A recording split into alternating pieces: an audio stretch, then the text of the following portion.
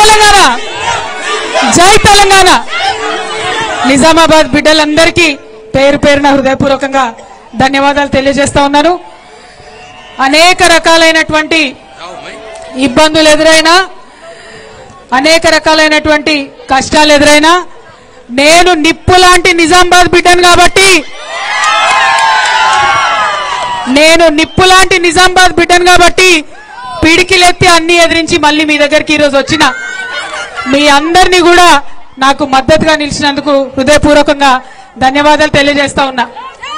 ఈ వేదిక మీద ఉన్నటువంటి మా జిల్లా అధ్యక్షుడు గారు జీవన్ రెడ్డి గారు, మా పెద్దన్న బాజిరెడ్డి గోవర్ధన్ అన్న గారు, బాల్కొండ శాసనసభ్యులు ప్రశాంత్ రెడ్డి గారు, అట్లానే సీనియర్ నాయకులు పెద్దలు విజి గౌడన్న గారు, మరి రాజ్యసభ సభ్యులు అన్న గౌరవనీయులు సురేష్ రెడ్డి అన్న గారు, అదేవిధంగా షకీల్ అహ్మద్ గారి ఆయేషా గారు, వైఫ్ ఆయేషా గారు, అట్లానే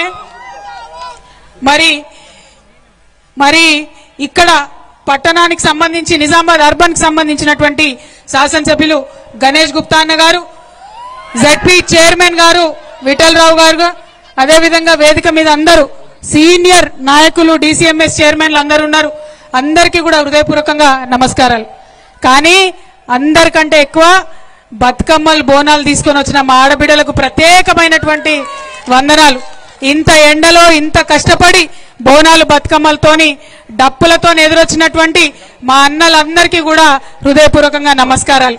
మరొక పక్క వలలేసుకొని చేపలు పట్టుకొని గొర్రె పిల్లని పట్టుకొని గొంగడేసుకొని మరి పెద్ద ఎత్తున వెదురు బుట్టలతో ఎదురొచ్చినటువంటి మా బీసీ అన్నదమ్ములందరికీ కూడా హృదయపూర్వకంగా ధన్యవాదాలు తెలియజేస్తా ఉన్నాను.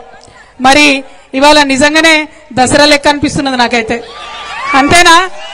అంత పెద్ద ఎత్తున మిట్ట మధ్యాహ్నం ఎండ కొడుతుంటే వెన్నెల్లో నిల్చున్నట్టు అందరు నవ్వుతా ఉంటే మనసు పులకరించిపోతా ఉన్నది.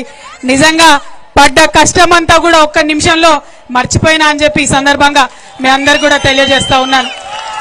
మీకు తెలుసు దేశంలో జరుగుతున్న పరిస్థితులు మీకు తెలుసు. కేసీఆర్ గారిని ఎదుర్కొనే దమ్ము లేక ధైర్యం లేక కేసీఆర్ గారి బిడ్డలైనటువంటి నా మీద రామన్న మీద కేసులు పెట్టే ప్రయత్నం చేస్తా ఉన్నారు. మాది భయపడే బ్లడ్ కాదు, భయపెట్టే బ్లడ్. అసలు ఎట్టి పరిస్థితుల్లో భయపడేదే లేదు. మేము తప్పు చేయలేదు కాబట్టి నా మీదైనా రామన్న మీదైనా కావాలంటే ఇంకెవరి మీద కేసు పెట్టుకున్నా బీఆర్ఎస్ నాయకులం నిప్పు కణికల్లాగా బయటకు వస్తామని చెప్పి ఈ సందర్భంగా తెలియజేస్తా ఉన్నా. ఎందుకైతున్నాయి కేసులు? ఇవాళ కేంద్రంలో ఎదిరించి మాట్లాడితే కేసు, అవో చైనా వాడు బార్డర్ లోపలికి వచ్చిండు మరి చూసుకొని జరా అంటే కేసు, మరి ప్రజలకు మంచి జరుగుతలేదంటే కేసు. ఇక రాష్ట్రం సంగతి అయితే చెప్పనే అవసరం లేదు. ముఖ్యమంత్రి పేరు మర్చిపోతే కేసు, భూమి ఇయ్యకపోతే కేసు, రైతు భూమి ఇవ్వకపోతే కేసు, ఫేస్బుక్ లో మా అన్నదమ్ములు ఒక చిన్న పోస్ట్ పెడితే కేసు, ట్విట్టర్ లో మా ప్రొఫెసర్ లేదన్న అభిప్రాయం చెప్తే కేసు, ఇన్స్టాగ్రామ్ లో మా అక్క చెల్లె లేదన్న చిన్న వీడియో పెడితే కేసు. అంటే గింత భయం ఎందుకు? నిజాన్ని ఫేస్ చేయలేరా? మేం లేమా 10 ఏళ్ళ అధికారంలో? ప్రజలు మమ్మల్ని అనలేదా మాటలు? భరించినాం. ఎందుకంటే బరువు ఎత్తుకున్నాడు, బాధ్యత ఉన్నాడు, 10 మందికి పని చేయాల్సినోడు ఓపికతో ఉండాలి. ప్రజలకు కష్టాలు వస్తాయి, వాళ్ళకి ఇబ్బంది అవుతుంది. ఇబ్బంది అయితే నువ్వు పరిష్కారం చేస్తావనే నీకు నాయకత్వం ఇస్తారు, ఉట్టిగానే ఇయ్యరు, టైంపాస్కి ఇయ్యరు. మరి ఆ విషయం మర్చిపోయి ఇవాళ కేంద్రంలో గాని రాష్ట్రంలో గాని ఎదురు మాట్లాడితే కేసులు పెట్టేటటువంటి పరిస్థితి ఉంది. అందుకే చెప్తా ఉన్నా, ఈ కేసులు మమ్మల్ని భయపెట్టలేవు. ప్రజల నుండి వచ్చిన వాళ్ళం, ఉద్యమం చేసి తెలంగాణ రాష్ట్రం సాధించుకొని తీసుకొచ్చినటువంటి గులాబీ పార్టీ వాళ్ళం. ఖచ్చితంగా గట్టిగా నిలబడతాం, ప్రజల పక్షాన ఉంటామని ఈ సందర్భంగా తెలియజేస్తా ఉన్నా. మరి ఇక్కడ మా ఆడపిల్లలు చాలా మంది వచ్చినారు, డిగ్రీ చదువుకున్న పిల్లలు చాలా మంది వచ్చినారు. వాళ్ళందరూ నేను అడుగుతా ఉన్నా, మీకు స్కూటీలు వచ్చినాయా? వచ్చినాయా బిడ్డ? ఆ కెమెరా వాళ్ళు అసలు చూపిరు, మా వాళ్ళు చెప్తున్నారు స్కూటీలు రాలేదట. ముఖ్యమంత్రికి పోయేదాకా తెలవాలి ఈ సంగతి, స్కూటీలు రాలేదట. మా అక్క చెల్లెలు ఉన్నారు, ఎవరికన్నా తులం బంగారం వచ్చిందా? తులం బంగారం వచ్చిందా? ఎవరికైనా 2500 వచ్చినాయా? महालक्ष्मी स्कीम వచ్చిందా? ఏమీ లేదు. या हमारे इतने सारे मुसलमान भाई है, बहुत सारे बातें करे, क्या बोले, 4,000 करोड़ देते एक साल में बोले, कुछ दिए साहब? कुछ आया क्या? इमाम मौजनों को तक तनख्वाह नहीं आया था, हम लोग पूछे असेंबली में, उसके बाद डर के रिलीज करे।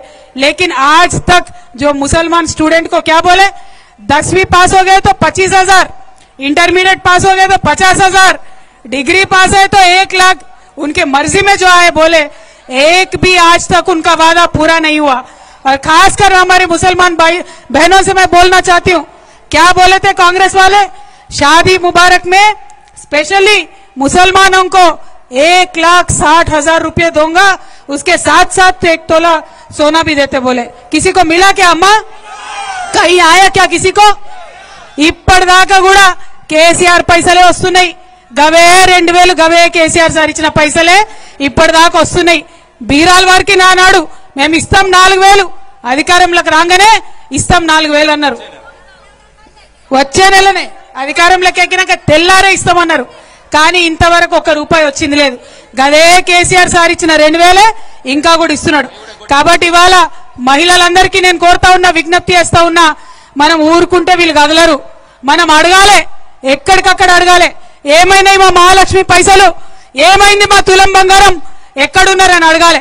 కాంగ్రెస్ వాళ్ళు వస్తారు కదా గల్లీలకు మాట్లాడడానికి, నిలదీయండి వాళ్ళని, ఖచ్చితంగా అడగండి ఒకసారి. అడగకుంటే ఇచ్చేటటువంటి ప్రభుత్వం ఇది కాదు, అడగకుంటే ఇచ్చేటటువంటి ప్రభుత్వం ఇది కాదు. కాబట్టి ఎక్కడికక్కడ నిలదీద్దాం, మీ వెంట నేనుంటా, ప్రతి చోట నిలదీద్దాం. మా ఆడబిడ్డలకు రావాల్సిన డబ్బులు ఏందని అడుగుదాం. ఇవాళ ఒక గుర్తుపెట్టుకోండి, ఈ సంవత్సర కాలంలో మనకు పెంచిన పెన్షన్ ఇచ్చుంటే 2,000 బదులు 4,000 ఇచ్చుంటే ఒక్కొక్క ఆడబిడ్డకి ఇవాళ 24,000 అకౌంట్లో ఉంటుండే. మరి అది నష్టమైనట్టే కదా మనకు ఒక సంవత్సరం.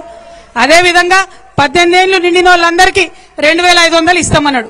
అది ఇచ్చుంటే ఇవాళ 30,000 ఉంటుండే కదా మన అకౌంట్లో. మరి ఆ మునిగిపోయిన 30,000, ఆ పోయిన 24,000 ఏడికి పోతాయన్న విషయం మనం ఎక్కడికక్కడ అడగాల్సినటువంటి అవసరం ఉంది. ఇక మోసం అంటే మామూలు మోసం కాదు. ఎవరిని మోసం చేయాలి? విద్యార్థులను మోసం చేసిరు, రైతులను మోసం చేసిరు, మహిళలను మోసం చేసిరు, ఉద్యోగులను మోసం చేసిరు. ఇవాళ నేను వస్తుంటే జగిత్యాల నుంచి ఒక మెసేజ్ వచ్చింది నాకు. కేసీఆర్ సార్ ఉన్నప్పుడేమో పీపుల్స్ ఫ్రెండ్లీ పోలీస్ అని ఉండే, మన పోలీసు వాళ్ళు జాగ్రత్తగా చూసుకుంటారు ప్రజల్ని. ఇవాళనేమో కాంగ్రెస్ ఫ్రెండ్లీ పోలీస్ అట. ఏందంటే ఉల్టా పోలీసుని కొడతారు కాంగ్రెస్ వాళ్ళు, కానీ ఆ కాంగ్రెస్ ఆయన స్టేషన్లో పెట్టద్దట. వచ్చి బరబరా మంచిగా కాంగ్రెస్ ఎమ్మెల్యే తీసుకొని వెళ్ళిపోయింది ఆ నాయకుడిని. ఇవాళ ఓన్లీ కాంగ్రెస్ ఫ్రెండ్లీ పోలీస్ నడుస్తుంది రాష్ట్రంలో, పోలీసుల జులుం నడుస్తుంది రాష్ట్రంలో. కాబట్టి నేను అడిగేది ఏంటంటే, ఇవాళ కేసీఆర్ గారి ప్రభుత్వంలో చేసిన మంచి పనులు కొనసాగించండి. కొనసాగించే ధైర్యం లేదు, కొత్త చేసే ధైర్యం అసలే లేదు. కానీ ఈ విషయాలన్నీ మనం ప్రజలకు చెప్పాల్సినటువంటి అవసరం ఉన్నది. దయచేసి ఇవాళ ఇక్కడికి వచ్చిన బీఆర్ఎస్ పార్టీ కార్యకర్తల నాయకులు గుర్తుపెట్టుకోవాలి, ఇటు ఉన్న సూర్యుడు అటు ఉదయించినా రాబోయేదంతా కూడా నిజామాబాద్ లో గులాబీ జెండా శకమే, గులాబీ జెండానే ఎగురుతుంది. ఎక్కడ కూడా ఎవరు కూడా దాన్ని మార్చలేరు, ఎక్కడ మార్చలేరు. ఇవాళ లోకల్ బాడీ ఎలక్షన్స్ కావచ్చు, రేపు రాబోయే ఎమ్మెల్యే ఎలక్షన్లు కావచ్చు, రాబోయే ఎంపీ ఎలక్షన్లు కావచ్చు, ఖచ్చితంగా చెప్తా ఉన్నాం, గులాబీ జెండాదే రాబోతా ఉన్నది, గులాబీ జెండానే జిల్లా అంతా ఎగరబోతా ఉన్నది. కాబట్టి మా రైతన్నలందరినీ ఒకటే కోరుతా ఉన్నా నేను, మనకు రైతు భరోసా ఎగబెట్టిరు, దాని గురించి అడగండి. రుణమాఫీ చేసినామంటారు, మనకు రాలే, మన పక్కింటి వాళ్ళకి రాలే, ఎవరికి వచ్చిందో ఎవరికి అర్థమవుతుంది. మరి అటువంటి పరిస్థితి ఉన్నది. ఇండ్లు ఇస్తామన్నారు, ఇందిరమ్మ ఇండ్లు, కనీసం ఇంతవరకు మాట లేదు, ముచ్చట లేదు. అప్లికేషన్లు తీసుకొని చెత్తబుట్టలు వారేసినటువంటి పరిస్థితి ఇవాళ మనం చూస్తూ ఉన్నాం. అన్నిటికన్నా ఘోరం దారుణం ఏంటంటే, కేసీఆర్ సారు పేద పిల్లలు చదువుకోవాలి మంచిగా అని చెప్పి గురుకుల పాఠశాల పెట్టి లక్షలాది మందిని ఆయన చదివిస్తే ఇవాళ గురుకులాలు కూడా నడపడం చేతగానటువంటి ప్రభుత్వం మన ప్రభుత్వం అని తెలియజేస్తా ఉన్నా. 57 మంది బిడ్డల పొట్ట పెట్టుకున్నారు, 57 మంది పిల్లలు గురుకులాల్లో చనిపోయారు. ఇంకా ఎంతమంది పిల్లల్ని పొట్టన పెట్టుకుంటారని ఈ ప్రభుత్వాన్ని నిజామాబాద్ గడ్డ నుంచి నేను అడుగుతా ఉన్నా. మన ఉమ్మడి నిజామాబాద్ లోనే 3 పిల్లలు చనిపోయినటువంటి పరిస్థితి ఉన్నది. రాష్ట్రం అంతా 57 మంది చదువుకునేటటువంటి పరిస్థితి ఉంది. మరి అలా పిల్లల్ని చూసుకోరాకపోయే, మహిళలకు చెప్పిన ఇయ్యరాకపోయే, రైతులకు చెప్పింది ఇయ్యరాకపోయే, మరి ఉద్యోగాలని యువతను తప్పుదారి పట్టించే ప్రయత్నం చేశారు. ఇవాళ యువమిత్రులంతా ఒకసారి ఆలోచన చేసుకోవాలి. ఉద్యోగాలు ఇచ్చినా అని చెప్తున్నాడు, సంవత్సరంలో 2 లక్షల ఉద్యోగాలు ఇస్తా అని చెప్పారు. కానీ ఇప్పటి వరకు మన కేసీఆర్ సార్ ఇచ్చిన నోటిఫికేషన్లే ఉద్యోగాలు ఇస్తున్నాడు. ఆనాడు కేసీఆర్ సారు ఎవరన్నా ఉద్యోగంకి ఎక్కితే ఇంటికి ఆర్డర్ పోతుండే. ఇవాళ ఉన్నటువంటి సీఎం గారు ఏం చేస్తున్నాడు? చెప్రాసి నౌకరు వచ్చినా, ఐఏఎస్ నౌకరు దాకా వచ్చినా, ఏదొచ్చినా ఆయన పిలుచుకొని ఆయన చేయితోనిచ్చి ఇగో నేనిచ్చినా అని చెప్పుకుంటున్నాడు. ముందెన్నడూ లేదు అటువంటిది. ముఖ్యమంత్రి లెవెల్ అట్లా చేయలే. కానీ ఈ ముఖ్యమంత్రి గారు మభ్యపెట్టడానికి, యువకుల్ని మభ్యపెట్టడానికి మాత్రమే ఆ యొక్క ఆలోచన చేస్తున్నాడు. కానీ నమ్మేది లేదు. ఇవాళ యువ మిత్రులందరూ నిజామాబాద్ వాళ్ళు ఒక్కసారి పిడికిలెత్తాలే. సంవత్సరానికి 2 లక్షల ఉద్యోగాలు ఇస్తా అన్నారు, ఇవ్వలేదు. మరి ఆ విషయంలో మీరు ఖచ్చితంగా వెంటపడాలి, అడగాలని చెప్పి మా యువ మిత్రులను అడుగుదామా? ఉద్యోగాలు కావాలా వద్దా? అడుగుదామా వద్దా? జై తెలంగాణ. ప్రతి ఒక్క రంగాన్ని, కార్మికుల్ని, కర్షకుల్ని, ఆటో వాళ్ళని ఎవ్వరు నిడిచిపెట్టలే. ఇక మా ఉద్యోగస్తులకు పాపం మస్తు మాటలు చెప్పి మోసం చేసిరు. ఇవాళ ఇక్కడ ఉన్నటువంటి ఉద్యోగస్తులు ప్రతి జిల్లాలో, ప్రతి రాష్ట్రంలో మాకు గోడు వెళ్ళబోసుకుంటున్నారు. అక్క కేసీఆర్ సార్ ఉన్నప్పుడు 2 సార్లు పిఆర్సీ ఇచ్చిరు, 40% జీతాలు పెంచిరు. ఈయన వచ్చినాక 5 డిఏలలో 1 డిఏ మాత్రం ఇచ్చిండు, అది కూడా 17 కిస్తీలు ఇచ్చిండు అని చెప్పి. ఇక మా ఆటో కార్మికులకు సంబంధించి మీకు తెలుసు, వాళ్ళ ఇబ్బందులు మీకు తెలుసు. మహిళలకు ఫ్రీ బస్ ఇచ్చిరన్నారు, మేము స్వాగతించినాం, మంచి పని చేసిరు. కానీ ఫ్రీ బస్ ఇచ్చినట్టు ఇచ్చి బస్సుల సంఖ్య తగ్గించేసిరు. దాంతో ఇటు మహిళలకు ఇబ్బంది, అటు ఆటో వాళ్ళకి ఇబ్బంది, అన్ని రకాలుగా కూడా ప్రజలందరినీ ఇబ్బందికి గురి చేస్తున్నటువంటి ఈ ప్రభుత్వం విషయం దయచేసి మనం ఆలోచన చేయాలి. అన్నిటికన్నా ఎక్కువ పెద్ద కుట్ర ఈ ముఖ్యమంత్రి గారు చంద్రబాబు నాయుడు గారి శిష్యుడు. ఈయన ఏం చేస్తున్నారు? ఇప్పుడు మనకు తెలంగాణ తల్లి ఉండొద్దట, మన తెలంగాణ సంస్కృతి అయినటువంటి తెలంగాణ తల్లి వద్దట. కాంగ్రెస్ మాత చెయ్యి గుర్తున్న కాంగ్రెస్ మాత బొమ్మను సెక్రటేరియట్ లో పెట్టిండు. ఇక మనం ఆమెనే దేవతను గొలవన్నట, మన తెలంగాణ తల్లిని మనం మర్చిపోవాలన్నట. మరి ఇక్కడ మన వెనుక కనబడుతున్నాయి ఇట్లా వేల సంఖ్యలో మనం తెలంగాణ అంత పెట్టుకున్న తెలంగాణ తల్లి, ముద్దుగా బతుకమ్మ పట్టుకున్నటువంటి తెలంగాణ తల్లి, ఆమె వద్దని చెప్తున్నారు. మరి దానికి మనకు ఒప్పుకుందామా? ఒకసారి ఆలోచన చేయాలి. మన తెలంగాణ తల్లి మనకు కావాలన్నా వద్దా? మన తెలంగాణ తల్లి మనకు కావాలన్నా వద్దా? తెలంగాణ తల్లి మాదిరా, కాంగ్రెస్ తల్లి మీదిరా. తెలంగాణ తల్లి మాదిరా, తెలంగాణ తల్లి మాదిరా. మరి మన సంస్కృతి మీద, మన పొట్ట మీద, ప్రతి ఒక్క అంశం మీద దాడి చేస్తున్నటువంటి కాంగ్రెస్ సర్కార్ని ఖచ్చితంగా ఎదిరిద్దాం. ఎన్ని కేసులు పెట్టినా, ఎన్ని నిర్బంధాలు చేసినా భయపడేదే లేదు. నిజామాబాద్ జిల్లా అంటే బీఆర్ఎస్ కు అడ్డా. ఆనాడు తెలంగాణలో కూడా మొట్టమొదట జెడ్పీ చైర్పర్సన్ గెలిపించినటువంటి జిల్లా, అనేక మంది ప్రజాప్రతినిధులను గెలిపించినటువంటి జిల్లా. మళ్ళొకసారి నిజామాబాద్ పవర్ అక్కడ సీఎం గారికి రుచి చూపిద్దాం. ఖచ్చితంగా ఆయన వాగ్దానం చేసినటువంటి అంశాలన్నీ కూడా సాధించుకుంటామని మీకు తెలియజేస్తూ, మీ అందరి దగ్గర కూడా ఇంత అపురూపమైనటువంటి స్వాగతం ఇచ్చినటువంటి ప్రతి ఒక్కరికి హృదయపూర్వకంగా నా నమస్కారాలు తెలియజేస్తూ, ముఖ్యంగా మా ఆడబిడ్డలకు మళ్ళొకసారి హృదయపూర్వకంగా ధన్యవాదాలు తెలియజేస్తూ సెలవు తీసుకుంటున్నాను. జై తెలంగాణ, జై తెలంగాణ.